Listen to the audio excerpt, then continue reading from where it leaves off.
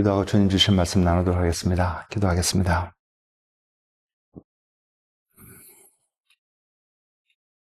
주님, 오늘도 우리가 주님의 말씀 앞에 나왔습니다. 주님,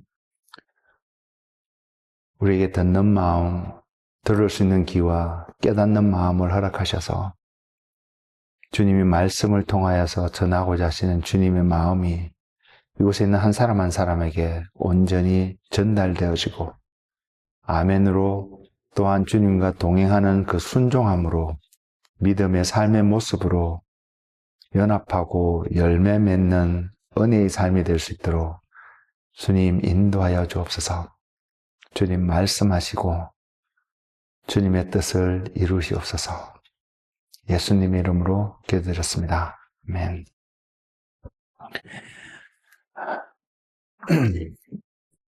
제가 오늘 말씀은요, 누구 한 사람을 위해서 기도하다가 하나님이 이 사람을 바라보는 마음이 이런 마음이구나, 이런 마음에서 바라보고 계시는구나를 느끼면서 준비를 하게 됐는데요. 그렇게 준비를 하면서 저 안에 이런 마음이 있었습니다. 이것이 제가 시작은 어떤 한 사람을 위해서 기도하다가 이렇게 시작이 돼서 보게 되고 알게 된 어떤 부분인데, 계속 기도하는 중에 어떤 마음이 있냐면, 하나님이 저와 여러분 모두에게도 동일하게 이런 마음으로 우리를 바라보시고 또 우리를 향한 기대하는 어떤 모습들이 있겠구나라는 것이 강하게 느껴지는 것이었습니다. 그래서 이 말씀을, 이 부분을 여러분과 함께 나눠야겠구나 이런 마음이 있어서 준비를 하게 되었습니다. 오늘 본문으로 시작하는 말씀은요, 창세기입니다. 창세기 47장 9절의 말씀이고요. 오늘 제가 여러분에게 들려주고자 하는 한 이야기의 주인공, 그 이야기의 주인공의 이름은 야곱입니다. 야곱의 삶을 통해서 하나님께서 저와 여러분에게 무엇을 전하고자 하시는지, 어떤 모습을 바라보기를 원하시는지 한번 생각해 볼 수 있고 아멘으로 화답하며 그 삶이 저와 여러분의 삶 속에도 나타나는 은혜가 있기를 소망합니다. 창세기 47장 9절 말씀은 이렇게 시작하고 있습니다. 야곱이 바로에게 이르되 내 나그네 길의 세월이 130년이니이다. 내 나이가 얼마 못되니 우리 조상의 나그네 길의 연조에 미치지 못하나 험악한 세월을 보내었나이다 하고, 여러분 이 내용을 봐서 느끼시겠지만 이제 가나안 땅에 있던 야곱이 요셉의 초청으로 애굽으로 건너가면서 애굽의 왕인 바로를 만났을 때에 자기 자신을 어떻게 보면 소개하는 어떤 한 장면입니다. 야곱이 바로에게 말하기를 내 나그네 길의 세월이 130년, 야곱의 나이가 130년이 되었다, 130살이 되었다는 것을 이야기하고 있고요. 그럼에도 불구하고 본인이 말하기에 내 나이는 얼마 못 되었다. 우리 조상들, 나의 선조들, 더군다나 이 야곱이 표현하게 있는 이 성조의 대상이 되는 두 사람이 있다면 자기 아버지인 이삭과 또한 자기 조부인 아브라함을 언급하게 되지 않았을까, 이렇게 생각할 수 있는 이 사람들에 비했을 때는 그들이 이 땅에서 나그네 길을 살았던 그 여정보다는 자기의 나이가 아직은 젊다, 어리다 이런 이야기를 하는데, 그럼에도 불구하고 자기가 이 땅에서 살아왔던 그 삶이 험악한 세월이었다, 결코 쉽지 않은 세월이었다, 이렇게 표현하고 있습니다. 우리의 지금 나이의 모습은, 우리의 지금 나이는 야곱이 지금 표현하고 있는 나이와 비했을 때 굉장히 적습니다. 굉장히 적고, 과연 이 당시에 이 성경 한 해, 두 해라고 해서 100년 넘게 살았던 그 나이를 오늘날 우리 시대의 계산으로 얼마만큼 합리화시킬 수 있는지는 솔직히 저는 잘 모르겠습니다. 그렇지만 우리가 아는 관점에서 130년이니까 우리의 관점과 우리의 문화와 우리의 어떤 피지컬한 상황을 볼 때는 굉장히 나이 많은 어떤 한 사람의 모습을 우리는 생각해 볼 수 있는데, 그럼에도 불구하고 야곱이 물론 요셉이 보낸 수레를 타고 애굽까지 이렇게 건너오게 되었겠지만 여전히 건강함을 또 바라볼 수 있는 부분들도 있고요. 그러면서 바로에게 자신을 소개하는 모습을 통해서 하나님이 자기와 어떻게 함께하고 있었는지를 증거하고 있는 간접적인 모습을 살펴볼 수 있는데, 좀 더 구체적으로 그의 삶을 돌아가기 전에 제가 먼저 오늘 메시지의 결론이 되는 부분들을 먼저 나누고자 합니다. 여러분, 디모데후서 3장 16절에 보면 이런 말씀이 있습니다. 이렇게 표현하고 있습니다. 성경은 하나님의 감동으로 된 것으로 교훈과 책망과 바르게 함과 의로 교육하기에 유익하다라고 증거하고 있습니다. 여러분, 이 말씀이 믿어지시나요? 지금 이 말씀이 한 구절의 말씀인데 크게 두 파트로 나눠져 있거든요. 한 파트는 뭐냐면, 하나님의 말씀은, 성경은 하나님의 감동으로 되었다라는 것입니다. 하나님께서 작성하신 것이다, 이런 다른 표현입니다. 여러분, 이것이 믿어지시나요? 하나님이 기록하신, 하나님의 마음에 있는, 하나님의 생각 속에 있는 어떤 것들이 기록되어져 있다라는 이 말씀이 여러분 얼마만큼 믿어지시나요? 물론 우리는 교회 안에 있고 믿음 생활을 하고 있기 때문에 우리는 분명히 이렇게 표현할 것입니다. 100% 믿습니다. 정말입니다. 믿습니다. 라고 고백하겠지만, 우리는 좀 더 정직하게 우리 자신을 바라볼 필요가 있습니다. 우린 정말로 이 말씀을 100% 믿으며 오늘 또 살아가고 있나요? 저를 포함해서 여러분 모두가 이러한 삶이 나타나고 확정되어지기를, 특별히 하나님 앞에서 증거되어지는 그런 삶이 되시기를 주님의 이름으로 축복을 드립니다. 그리고 또 하나는, 성경은 교훈과 책망과 바르게 함과 의로 교육하기에 유익하다라고 분명히 표현하고 있습니다. 그러면 우리는 이 질문을 던져볼 수 있습니다. 먼저는 여러분 자신을 훈련시키고 교육하고, 또는 여러분이 뭔가 잘했구나 잘못했구나를 분별하면서, 스스로가 분별하면서 잘했는 것은 앞으로도 계속 잘하게끔 여러분 스스로를 격려하고 이렇게 나아가야 되겠지만, 또한 잘못한 것이 있다면 고치는 어떤 삶을 사는 것이 가장 이상적이고 바람직한 삶이 아닐까요? 그래서 우리 자신을 그렇게 트레이닝 시키면서 나아가는데, 그렇게 여러분 삶을 이루어가는 그 삶 속에서 여러분 삶 속에 바로 이 성경 말씀이 가장 중요한 기준이 되어지고 근간이 되어져서 지금 오늘의 여러분을 만들어가고 있으신가요?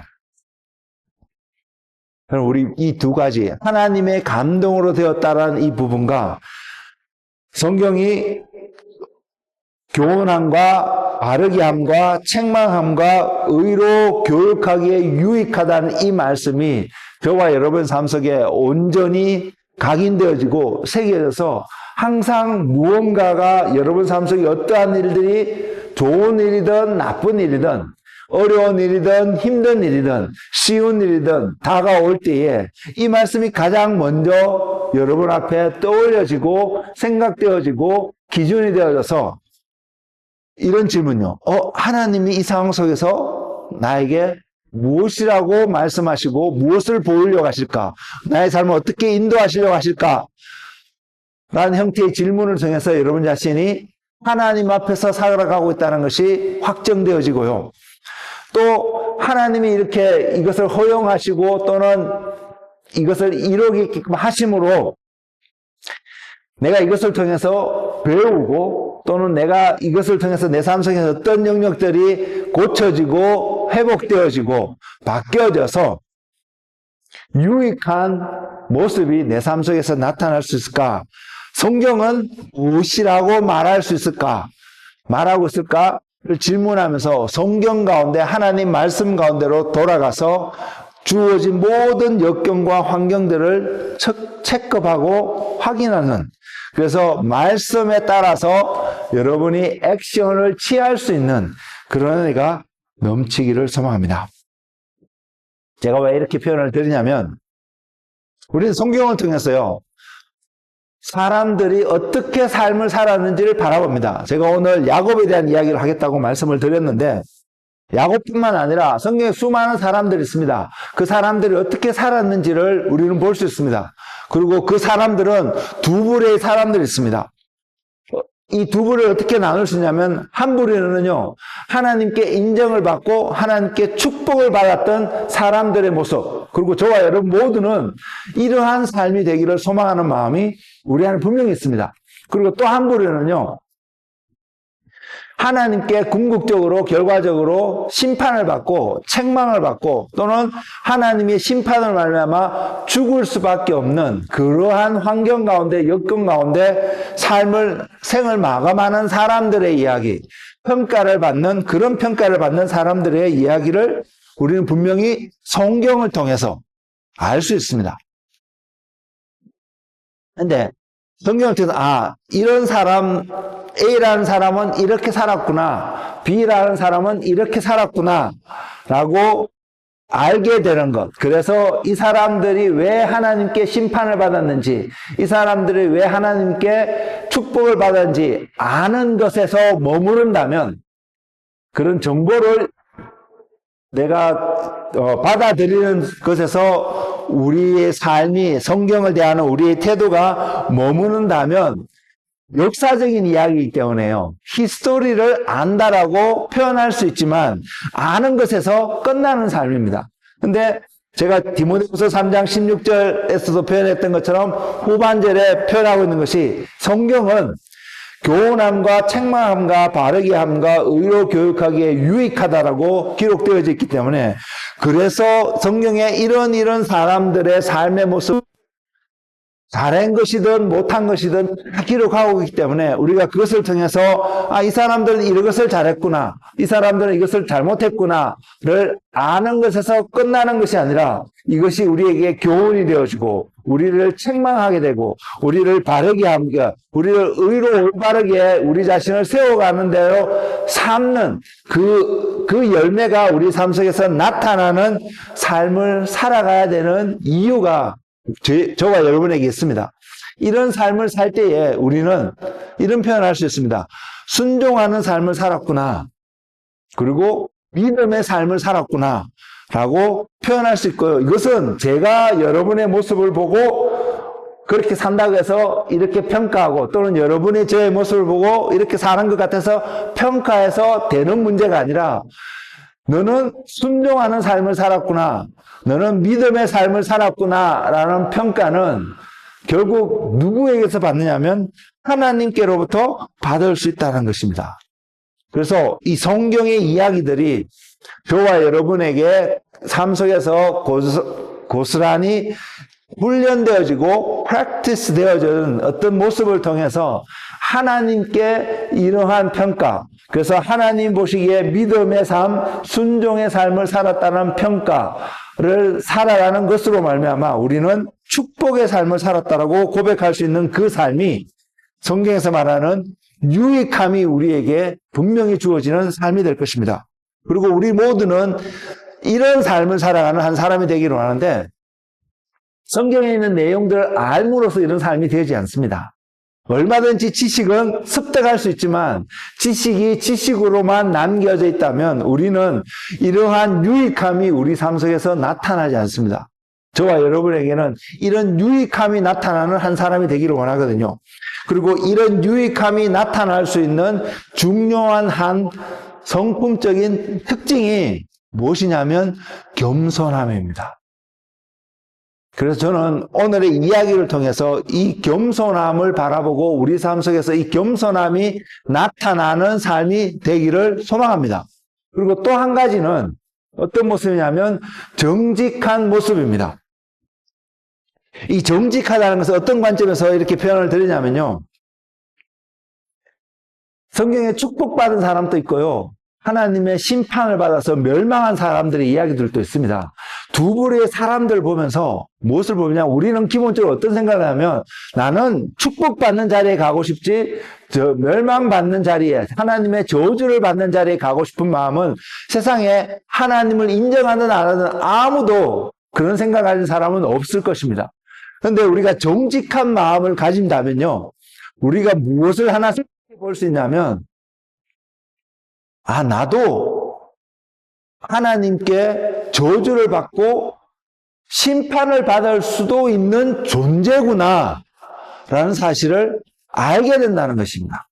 누구도 나는 그런 사람이 되고 싶지 않고 그렇게 살고 싶지 않은 마음은 얼마든지 있지만 정직한 마음이 우리에게 주어져서 우리가 정직한 어떤 모습이 나타나면 나타날수록 그 결과로 보여진 한 삶의 모습이 나도 이 사람들처럼 하나님의 심판을 받아서 멸망에도 이룰 수 있구나 라는 것을 아는 것이고요. 그리고 또 축복을 받은 사람들 모습을 보면서 하나님의 축복을 받고 싶은 것은 우리 모두의 공통적인 갈망함이기 때문에 나도 받고 싶다라는 차원에서 멈추는 것이 아니라 이 사람들의 삶의 모습을 보면서 정직함의 모습이 어떻게 반응할 수 있냐면 나도 이렇게 살아갈 수 있는 길들이 있고 나도 살아갈 수 있구나 하는 것을 볼 수 있게끔 하는 것이 정직한 마음입니다. 물론 이것이 정직하다는 마음과 겸손함이 두 가지 분리되어지지는 않습니다. 분리해서 설명할 수도 있는 것 같지만 또다시 연합되어져서 하나로 우리 삶 속에서 나타날 때에 그 삶을 살아갈 수 있는데 신약에 와서는요, 우리가 이 겸손함과 정직함의 마음이 우리 삶 속에서 세워지고 더 풍성하게 나타나면 나타날수록 우리의 삶은 어떠한 모습으로 표현되어 주시냐면 신약의 표현은 이것입니다. 자기 십자가를 지고 자기를 부인하고 그 믿음의 삶을 살아가는 삶의 모습으로 반드시 나타날 것입니다. 그래서 저와 여러분이 오늘 말씀 앞에서 우리의 삶이 신약적인 표현으로는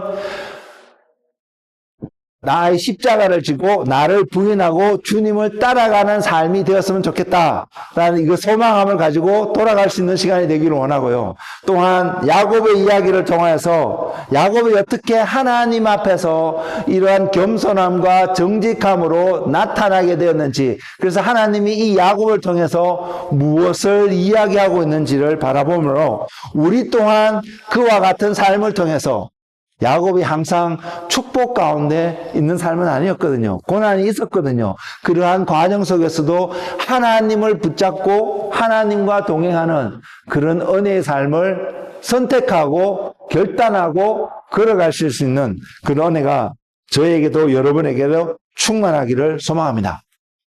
우리가 알다시피 야곱은 태어날 때 야곱이라는 이름을 부여받은 사람입니다. 근데 하나님과의 만남을 통해서 그의 이름이 야곱에서 이스라엘이라는 이름으로 바뀌었습니다.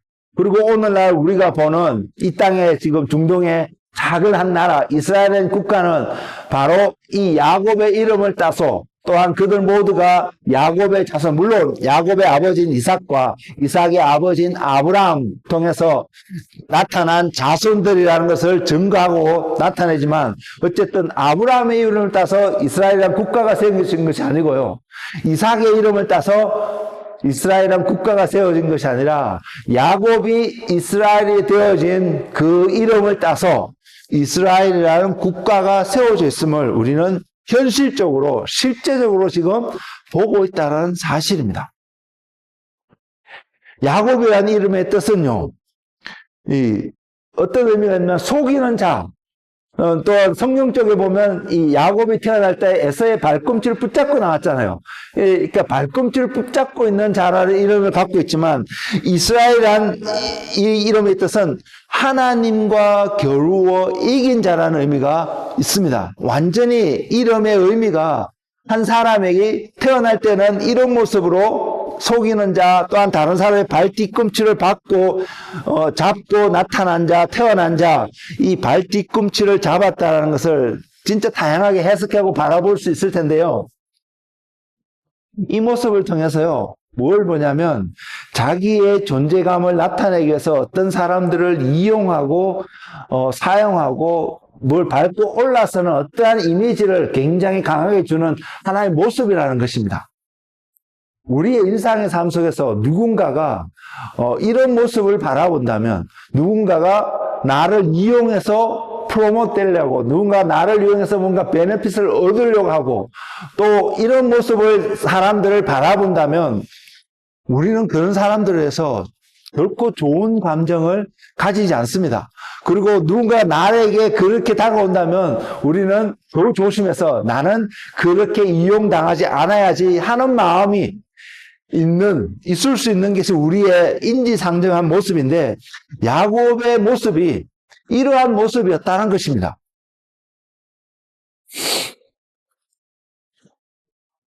그래서 야곱이 태어날 때,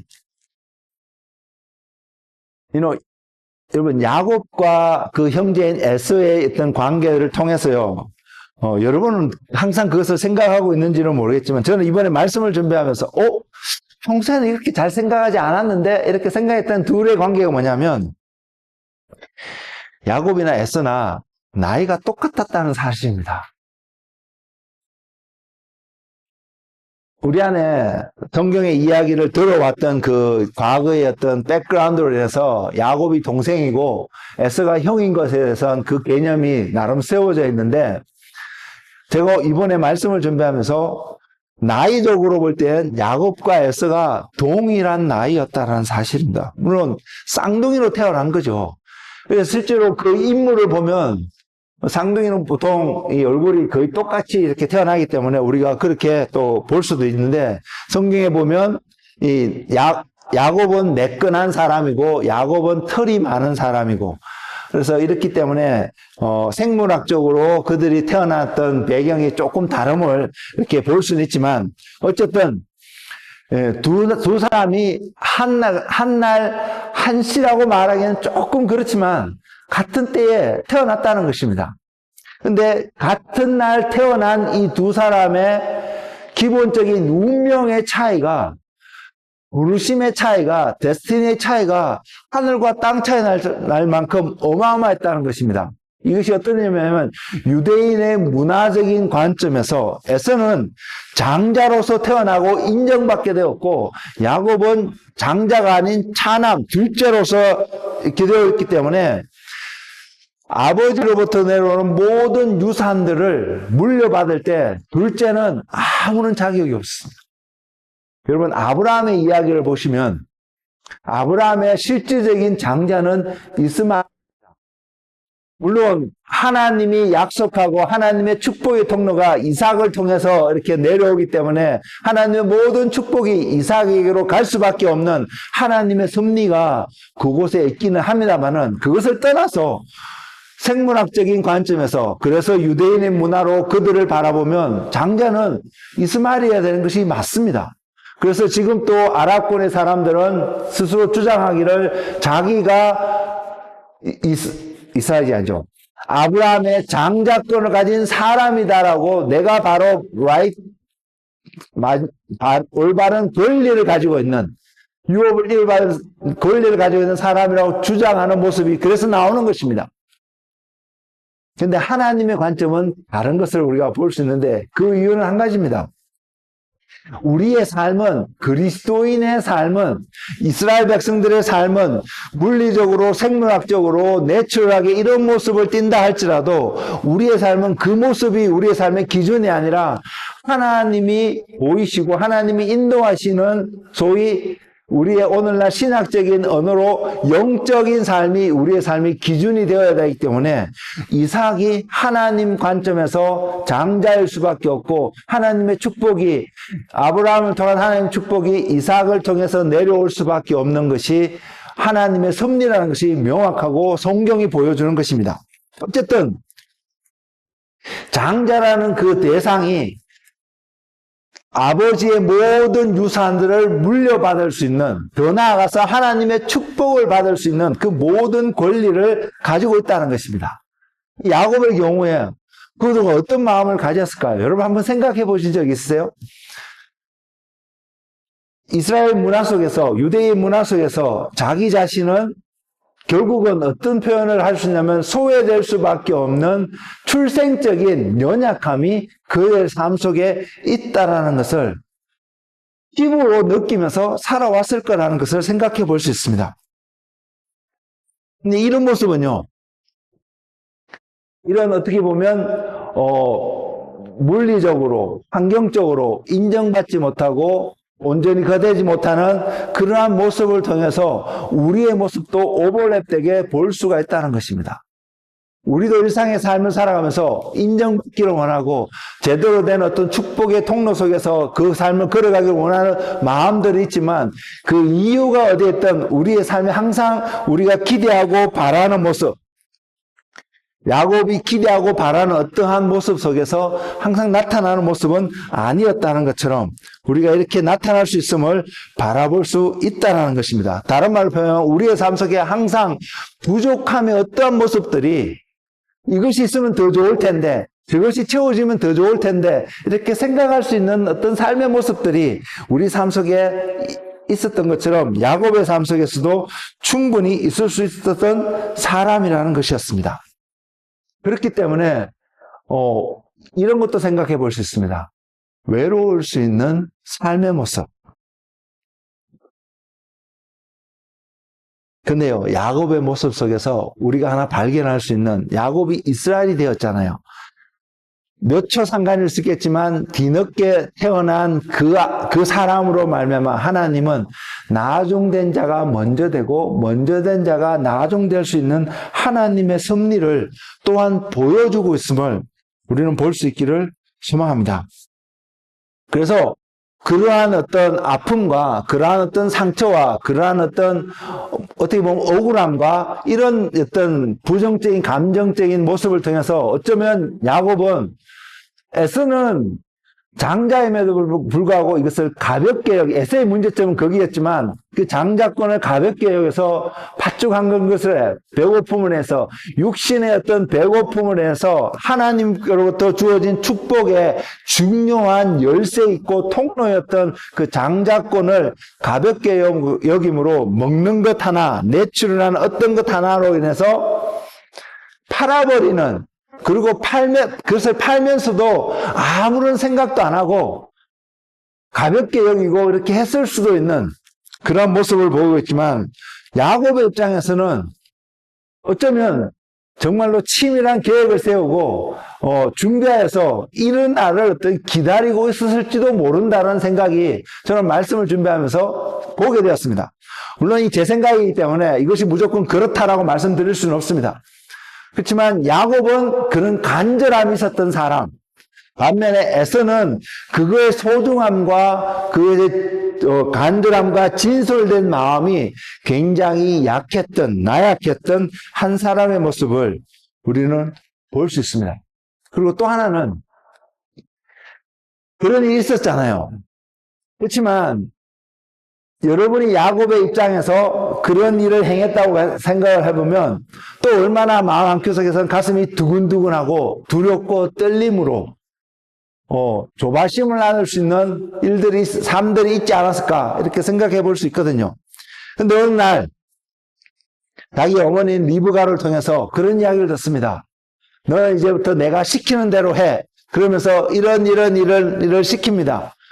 그러자 야곱도 생각할 때요. 물론 과거에 형으로부터 팥죽 한 그릇에, 붉은 그 음식 한 그릇에 장자권을 사온 그러한 경험과 기억이 있지만, 그러나 실제적으로 지금 아버지 이삭으로부터 장자권의 축복을 받을 수 있는 그 자리에 가야 된다고 어머니로부터 이야기를 들었을 때는 야곱도 분명히 두려웠다는 것입니다.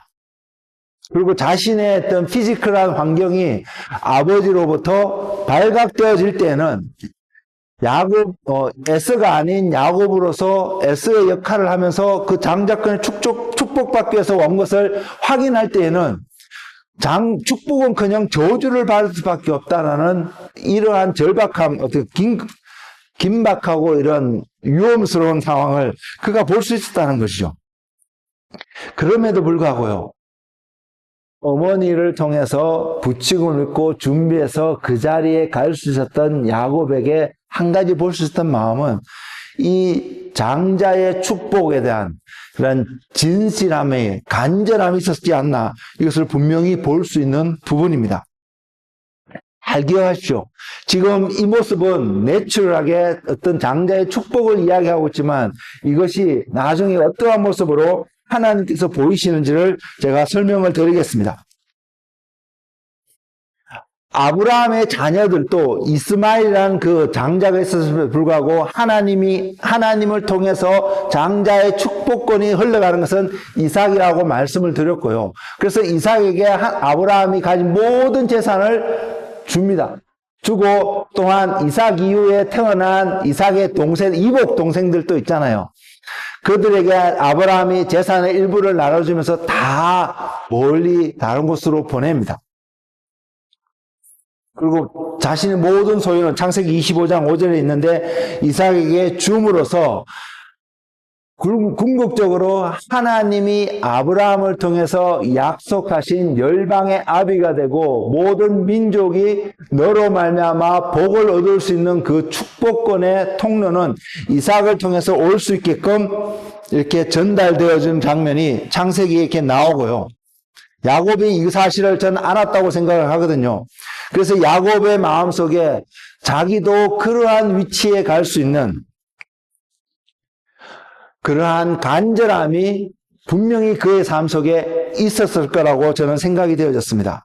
여기서 한 가지 또한 하나님이 제게 깨닫게 하신 것은 자격이 없는 자였습니다. 야곱은 자격이 없는 자였습니다. 그런데 그것을 갈급해하고 그것을 취하려고 생각했던 어떤 모습 그리고 어떤 액션들이 팔로우업되는 것을 바라볼 수 있는데 이것을 통해서 우리가 또한 신약시대에 살아가는 저와 여러분에게 보여주는 하나님의 한 메시지가 무엇이냐면 우리는 하나님의 나라를 유업으로 받는 것을 소망하고 있습니다. 문제는 누구나 이 하나님의 나라를 유업으로 받는 것을 하나님이 원하고 계시지만 실제적으로 저와 여러분의 모습 속에서 야곱과 같이 자격이 없는 자였다는 사실입니다. 자격이 없는 자가 이 신약시대에 살아가는 우리들에게 이 자격이 부어지는 사건이 분명히 존재했고 이것 때문에 우리가 자격을 얻게 되지만 그래서 하나님의 나라를 유업으로 받을 수 있게 되는 축복이 우리에게 흘러들어오지만 구약시대에 살아갔던 야곱의 모습을 속에서 한 가지 또 보게 되는 것은 천국은 이렇게 해서 침노하는 자의 것이구나. 천국은 하나님이 준비한 이 나라가 우리에게 주시려고 하시지만 이것을 갈급해하고 소망하고 취하기를 원하는 받기를 원하는 바로 그 사람에게 하나님이 주실 수 있구나.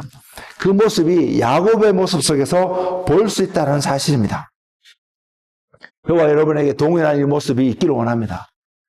줘도 되고 안 주면 할 수 없지 뭐 그만이지 이런 태도가 아니라 야곱이 가질 수 있었던 그런 간절함이 문화적으로 내추럴하게 있는 것을 통해서 그에게 부추기게 돼서 가졌던 간절함이지만 이제는 우리가 신약시대에 하나님이 어떠한 축복 속에서 살아가는지를 조금이나마 알고 있는 저와 여러분에게 하나님의 나라를 얻기 위해서 야곱이 가졌던 그러한 간절함과 같은 모습으로 우리 또한 하나님 앞에 우리의 간절함을 표현하고 나타낼 수 있는 그런 믿음의 사람이 되기를 소망합니다.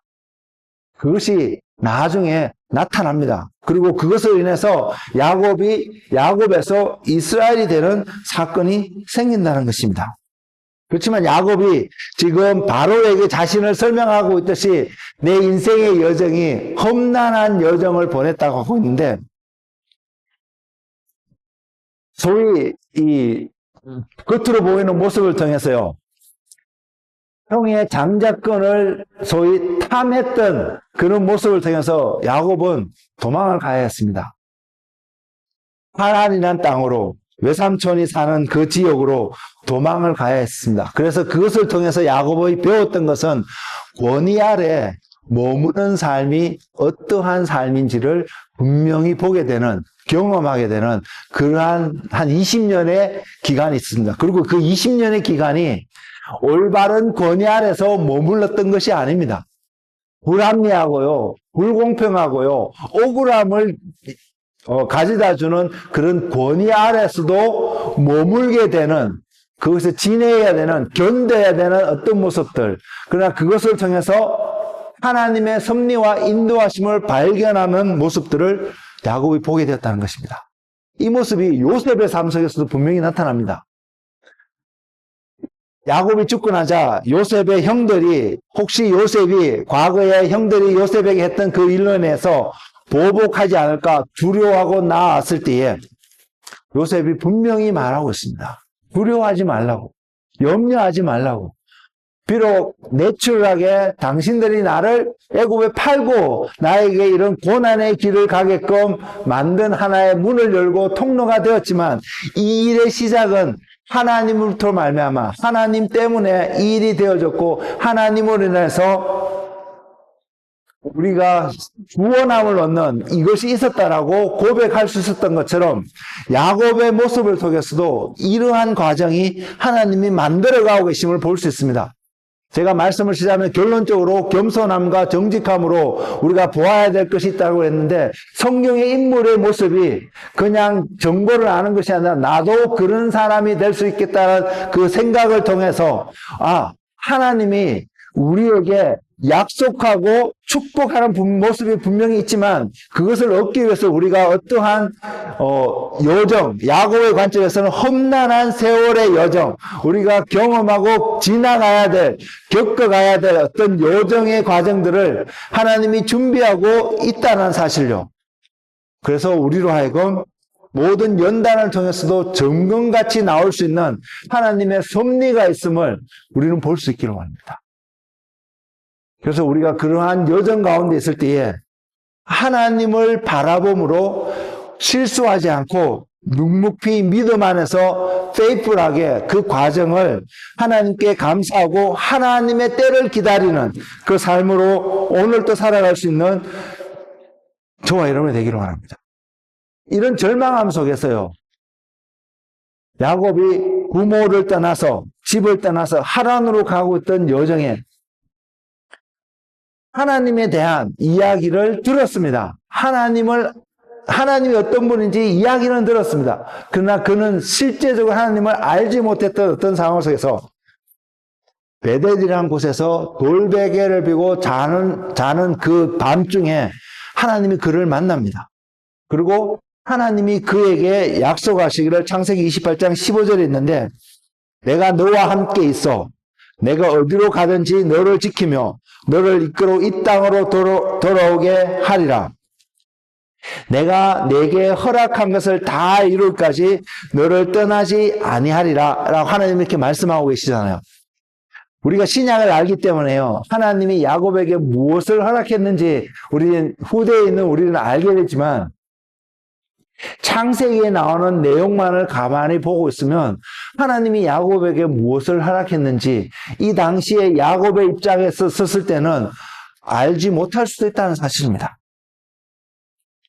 근데 하나님이 리브가를 통해서 복중에 쌍둥이를 임신했다고 하였을 때 하나님이 이미 계시적으로 어떠한 일이 있어야 할 것인 줄 말씀하고 있으며 히브리서를 통해서 또한 신약의 과정을 통해서 하나님께 선택을 받고 하나님의 축복의 통로가 될 것이 야곱이 될 것을 알 수 있는 그런 확정하는 말씀들이 분명히 주어지고 있지만 어쨌든 이 야곱, 형의 눈을 피해서 목숨을 건지기 위해서 도망하고 있는 이 야곱의 모습 속에서 한날 밤에 굉장히 어메이징한 하나님을 인카운팅하는 그런 일이 있습니다. 이것이 없었다면 과연 야곱이 unfaithful한 삼촌의 권위 아래서 그의 삶을 온전히 이루어가고 마칠 수 있었을까요? 저와 여러분에게 이것이 필요함을 꼭 기억하시기 바랍니다.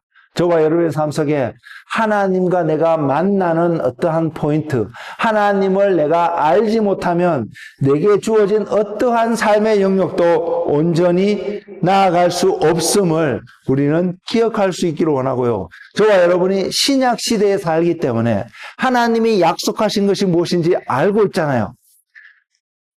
하나님이 야곱에게 허락한 것을 그 시대의 언어로 다시 표현하면 장자의 축복을, 유업을 받을 수 있는 그것을 하나님이 허락하셨다고 말할 수 있을 텐데 이것은 야곱이 하나님과 어떠한 관계 가운데 들어가게 될 것임을 암시하고 있는 하나님의 축복이거든요. 신약시대에 살아간 저와 여러분이 그리스도를 말미암아 우리가 하나님과 어떠한 관계를 맺으며 살아가야 되는지를 꼭 기억하면서 그것을 바라보면서 오늘 또 주어진 그 삶을 살아가는 그러한 은혜가 있기를 바랍니다. 그래서 한 20년의 시간을 하란에서 보내고 나름 재산도 이루고요, 가족도 이루어서 다시 고향으로 돌아가는 어떤 장면이 나오는데 그 장면을 통해서 야곱은 여전히 두려웠습니다. 형 에서를 만났을 때에 그가 나의 모든 것을 빼앗고 나의 가족들을 죽이고 그 억울함을 복수하지 않을까, 그 화를 풀지 않을까라는 염려함 속에 고민하고 있는 그 과정 가운데 하나님은 또한 그를 만나 주십니다. 이렇게 돌아가는 그 과정이 어떻게 보면 우리의 삶 속에서는요, 우리 안에 과거에 권위자로부터 또한 여러 가지 이유에서 상처 입고 힘들어서 다시는 꺼내보고 싶지 않은, 다시는 돌이켜보고 싶지 않은 어떠한 모습의 삶의 모습일 수 있습니다. 하나님은 야곱을 그 자리에 데려가고 있습니다. 그리고 그 자리에 데려가면서 하나님은 동일하게 무엇을 보시냐면 내가 너와 함께하고 있음을 말합니다. 여러분, 우리가 외롭고요, 우리가 상처받고요, 우리가 고난 가운데 있을 때 우리가 종종 생각하는 것 중에 한 가지가, 또한 하나님을 만났을 때 쉽게 또한 우리가 하나님께 불평하고 있는 한 가지가, 하나님 그때 왜 나를 혼자 두셨어요? 하나님 그때 왜 나의 기도에 응답하지 않고 침묵하셨어요? 이런 표현들의 감정들, 또한 이런 경험들이 어쩌면 여러분 삶 속에 있을지도 모릅니다. 상처에서 나오는, 썸뿌리에서 나오는 반응일 수 있죠. 근데 하나님은 분명히 우리가 그러한 일이 앞으로 또 있다면 하나님은 분명히 이 말씀을 하실 것입니다. 내가 너와 함께 하였다는 사실을, 그 가운데 내가 너를 붙잡고 있었다는 사실을, 또는 내가 너를 업고 그 과정을 지나갔다는 사실을요. 우리가 그리스도 안에 있다면, 내가 그리스도로 말미암아 구원받은 자라면 이제는 우리가 이 모습을 볼 수 있기를 소망한다는 것입니다. 하나님이 나와 함께 하고 계시는구나. 이것을 확인시켜주는 사건이, 먼저는 야곱이 이렇게 기도를 합니다. 돌아가는 여정 속에서 창세기 32장 9절에서요. 야곱이 또 이르되 내 조부 아브라함의 하나님, 내 아버지 이삭의 하나님 여호와여, 주께서 전에 내게 명하시기를 내 고향 내 족속에게로 돌아가라, 내가 내게 은혜를 베풀리라 하셨나이다. 여러분, 우리가 하나님이 이런 말씀을 하셨고 우리가 온전히 믿는다면 하나님 앞에 다시 이렇게 기도할 이유가 없었을 것입니다. 그러나 야곱은 이 약속의 말씀을 가지고 있었음에도 불구하고 에서가 온다라는 그 소식에 그는 두려웠다는 것입니다. 그래서 하나님 앞에 그것을 기도합니다. 우리가 하나님 앞에 기도할 때도 동일한 이 태도가 필요합니다. 하나님, 우리가 이것을 원합니다. 하나님, 저것을 원합니다. 이러한 기도가 아니라요, 우리의 기도가 어떤 기도가 되냐면 하나님의 약속의 말씀에 근거해서 우리는 하나님 앞에 야곱처럼 기도할 수 있는 한 사람 한 사람 되기를 소망합니다. 우리가 이 땅에서 삶의 태도가 바로 이것입니다. 내가 이것을 원하기 때문에, 하나님의 축복을 원하기 때문에 하나님 이거 주세요, 이것이 아니라 하나님이 이 약속을 하셨기 때문에 하나님 저에게 이것을 허락하시옵시고 이것을 주세요라고 기도할 수 있는 담대함이 우리 삶 속에서 온전히 나타나기를 원합니다. 하나님이 약속하신 것을 알려고 한다면, 이것을 전제하고 우리가 기도를 한다면 우리는요, 하나님이 어떤 약속을 저와 여러분에게 개인적으로 하고 있는지, 또는 말씀을 통해서 어떻게 하고 계시는지를 우리는 소위 공부하고 찾고 두드리고 구하는 어떤 삶이 필요하다는 것을 잊지 마시기 바랍니다. 그래서 우리가 그것을 살아갈 때에 하나님이 우리와 함께 하심으로 그것을 행할 수 있는, 그것을 누리고 얻을 수 있는 그 하나님의 축복을 우리에게 주신다는 것입니다. 홀로 남아있는 야곱에게 하나님이 찾아오셨습니다. 그 장면이 창세기 32장 24절에서 25절에 있습니다. 야곱은 홀로 남았더니 어떤 사람이 날이 새도록 야곱과 씨름을 하다가 자기가 야곱을 이기지 못함을 보고 그 야곱의 허벅지 관절을 치매. 그래서 이제 야곱에게 나를 보내라. 그때 야곱이 이야기하지 않습니까? 나에게 축복하지 않고는 보내지 않겠다고. 이렇게 하나님과 씨름하는 장면이 그때서야 나옵니다. 그 전에요, 야곱이 얼마나 교활한 사람인지를 나타내는 장면이 그 앞전에 또 설명하고 있습니다. 에서를 만나러 보내는 그 무리에 자기가 가장 사랑하는 그룹과 사람들은 가장 뒤에서 늦게 만날 수 있게끔 나름의 자기의 어떤 계획을 통해서 이렇게 하고 있는 모습. 그럼에도 불구하고 본인의 마음이 불안하고 두렵고 염려해서 고민하고 있을 때 하나님이 그를 만나주시는 것입니다. 그리고 하나님과 그 씨름을 밤이 새도록 이렇게 한다는 것입니다. 그리고 그 말씀이 아까 조금 전에 읽어드렸지만 창세기 32장 9절에서 12절 말씀이 있는데 12절 말씀에 야곱에게 하나님이 처음으로 하고 계신, 나타나고 있는, 표현하고 있는 장면이 이 말씀입니다. 야곱이 하나님을 리마인드 하면서 표현하신 것이 주께서 말씀하시기를 내가 반드시 내게 은혜를 베풀어 내 씨로 바다에 셀 수 없는 모래와 같이 많게 하리라 하셨나이다. 자, 이것이 하나님이 아브라함에게 약속하셨던 아브라함을 향한 하나님의 축복의 한 말씀이고요. 또한 동일하게 이 말씀이 이삭에게도 하나님이 이 말씀을 하시거든요. 창세기 26장 3절에 4절 말씀에 흉년의 때에 그랄에 거주할 때에 하나님이 또한 이삭에게도 동일한 이 표현으로 약속을 하고 계시고요. 이제 야곱이 야복강을 건너서 가나안 땅으로 들어가려는 형을 만나야 하는 그 시점에 하나님이 또한 야곱에게 이 말씀을 하셨다는 것을 야곱이 기도 가운데서 하고 있습니다.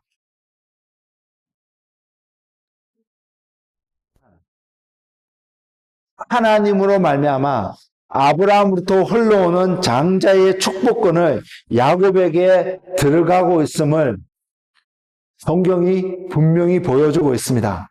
고난의 때, 희망이 보이지 않을 때에, 내가 힘들다고 느껴질 때, 외롭다고 느껴질 때 저와 여러분이 이 태도가 있기를 원합니다. 이것을 볼 수 있기를 원합니다. 하나님이 나에게 약속하신 그 약속의 말씀을 붙잡고 하나님이 나와 함께하고 계시고 동행하고 계시고 인도하고 있는 이 삶을 통해서 원망할 수밖에 없고 주저앉고 낙담할 수밖에 없는 환경 속에서도 하나님께 감사와 찬송과 경배와 기도를 하는, 하나님과 동행하는 그러한 은혜의 삶을 살아가는 저와 여러분이 되기를 원합니다. 그래서 야곱은 그 과정을 통해서요, 야곱이라는 이름에서 이스라엘이라는 이름으로 바뀌게 되었고요. 이 야곱의 모습은 자격이 없는 그 사람이 자격을 얻게 되고 실제로 축복을 누리게 되는 그 삶이 되어지고, 그래서 결국은 이 삶이 성경에서 어떠한 모습으로 표현하고 있냐면 한 모습이 나그네의 여정이라고 자신이 고백을 하잖아요. 바로 앞에서. 근데 히브리서 기자도 동일하게 그 표현을 합니다. 뭐냐면 아브라함과 이삭과 야곱을 같이 언급을 하면서 히브리서 11장 16절에 믿음의 사람들의 모습을 이야기하면서 이렇게 표현합니다. 그들이 이제는 더 나은 본향을 사모하니 곧 하늘에 있는 것이라. 이러므로 하나님이 그들의 하나님이라 일컬음을 받으심을 부끄러워하지 아니하시고 그들을 위하여 한 성을 예비하셨느니라. 구약시대에 나타나는 야곱의 모습을 통해서요, 그 내추럴한 있던 모습을 통해서 장자의 축복권이라는 그 통로를 통해서 이것을 향해서 나아가고 있는 야곱의 여정이었지만, 하나님이 이것을 통해서 이 여정이, 이 축복이 이루어지는 과정이 하나님으로부터 시작되었다는 것을 보게 하시고, 하나님 안에서 그의 삶이 변화되어져서 이제는 내 씨로 말미암아 모래와 같고 축복을 받게 될 거라는 하나님의 약속의 말씀이 이루어지는 것을 알게 하신 그 하나님을, 야곱의 태도가, 아브라함의 태도가, 이삭의 태도가 이것이었습니다. 돌아가려고 마음먹었으면 얼마든지 돌아갈 수 있는, 땅에서 돌아갈 고향, 본향이라고 말할 수 있는 그 땅에 있어서 돌아갈 수 있었지만 그것을 바라보지 아니하고요. 그 내추럴한 세상에 속한 어떤 것을 바라보지 아니하고 슈퍼내추럴한 하나님께 속한 하늘에 속한 그 본향을 바라보고, 아직 그것이 내 삶 속에서 완전히 이루어지지 않았지만 여전히 나그네의 여정을 오늘도 살아가지만, 그러나 그 하나님의 하늘나라의 그 모습, 그 유업을 바라보고 걸어가고 있는 믿음의 조상들의 모습이 이제는 자신의 삶이 되었다는 것을 고백하고 있는 말씀입니다. 사랑하는 성도 여러분, 우리 모두에게 주어진 하나님의 약속의 말씀이 분명히 있습니다.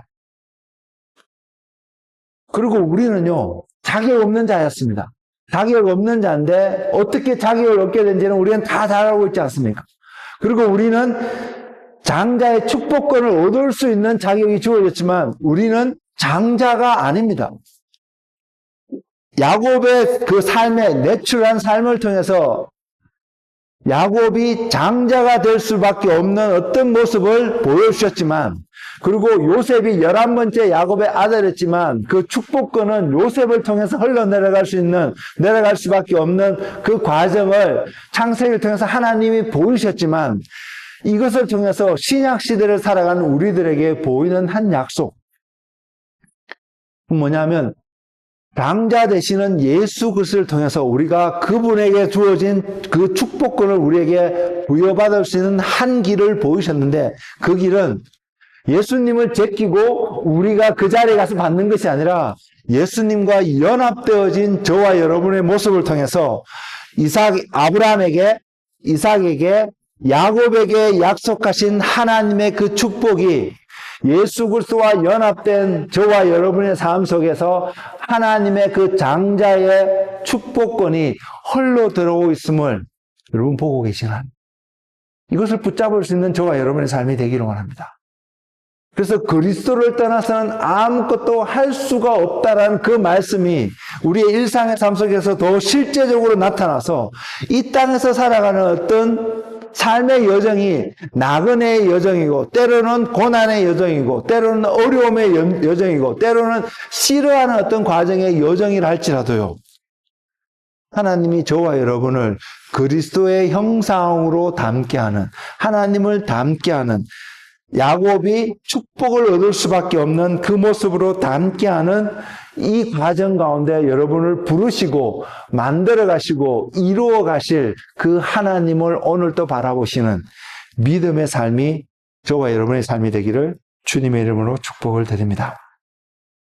여러분 지금 어떤 모습으로, 어떠한 여정으로 걸어가고 계신가요? 우리가 인식하든 인식하지 않든 우리는 어떠한 모습으로 어떤 여정을 걸어갈 것입니다. 때로는 우리가 이것이 하나님과 함께하는 여정이라고 생각하며 갈 수도 있고요. 때로는 하나님과 전혀 관계없이 그냥 주어진 대로 생각 없이 살아가는 여정일 수도 있습니다. 그러나 저와 여러분이 하나님 안에서, 믿음 안에서 살아가기를 원하는 마음이 있잖아요. 그렇다면 오늘 같은 이런 시간을 통해서 우리 다시 우리의 모습을 다시 한번 살펴보기로 합니다.